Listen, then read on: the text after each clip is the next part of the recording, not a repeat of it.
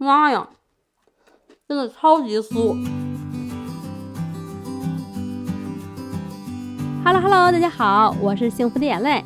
据说这个花生酥月饼是今年中秋最火的，做完以后我终于知道它为什么这么火了，因为真的非常好吃，咸香酥脆。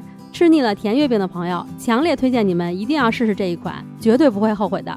我第一次吃就感觉好吃的不得了，做法也很简单，只要材料准备齐了，很快就能做好。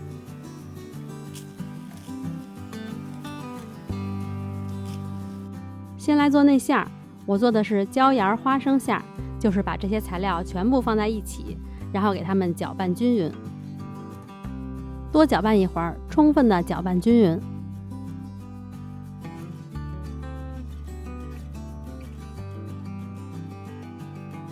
拌匀以后，再加入这些材料。熟低筋面粉可以放锅里小火干炒，不过我觉得炒比较麻烦，蒸也行。我就是把面粉放到蒸锅里，大火蒸了30分钟，凉了以后过筛就可以了。材料都放进去以后，戴上手套，把它们都抓匀。抓匀以后，这个馅儿就做好了，是不是很简单？不过这里大家要注意一下，这个内馅儿不能太湿黏，就是你看着它好像是比较散的，但是一捏就能捏成团，这个样子就行。如果你的馅儿拌好是这样的，都成团了，捏起来也软软的，那就再加点低筋面粉，一定不能让它太湿黏，要不然烤完以后成品不好看，皮也会开裂。这个就是我做的不太成功的，就是因为馅儿太湿了。咱们因为用的材料品牌都不一样，所以大家一定要根据自己的材料做适当的调整。如果拌好以后太干，捏不成团的话，就适当的加一点油，太湿黏就加一点面粉。馅儿做好以后，就给它捏成25克一个的圆球，放在一旁，可以盖上点。如果动作快的话，不盖也行。然后再来做酥皮，这个酥皮做起来也非常简单，就是先把除了面粉以外的其他材料放在一起，充分的搅拌均匀。拌匀以后，再筛入低筋面粉，再轻轻的把材料都拌匀，成团就可以了。然后成团以后就不要再反复的揉捏它了。这个拌好的面团就是一个软硬适中的油面团，然后再把这个皮的面团平均分成10份，差不多一个是27克左右。我用的这个配方是可以做50克的月饼，做10个。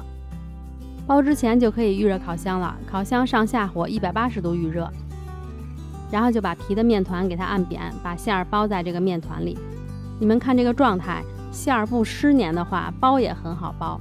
如果馅儿比较湿黏的话，包的时候也觉得费劲，不太好包。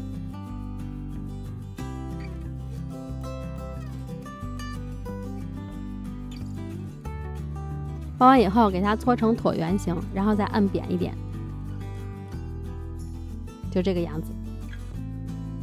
然后再放在花生的模具里，往下一压，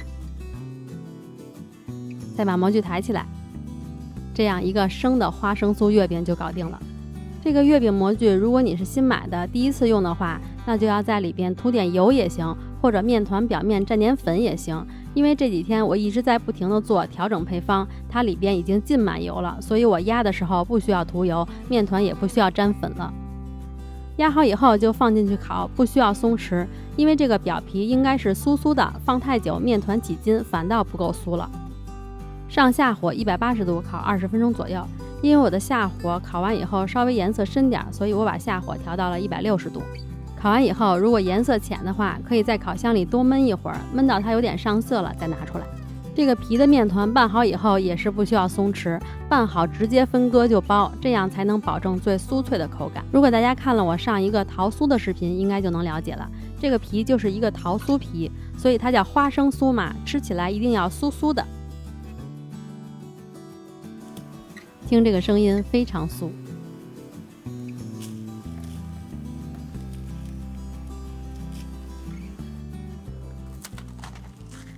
妈呀，真的超级酥！有没有听见这个声音？非常的酥脆，而且这个是咸甜口的，真的吃起来一点都不腻。满满的花生的味道，很香，真的很好吃。吃上一口就完全停不下来了。瞧瞧酥子掉渣儿。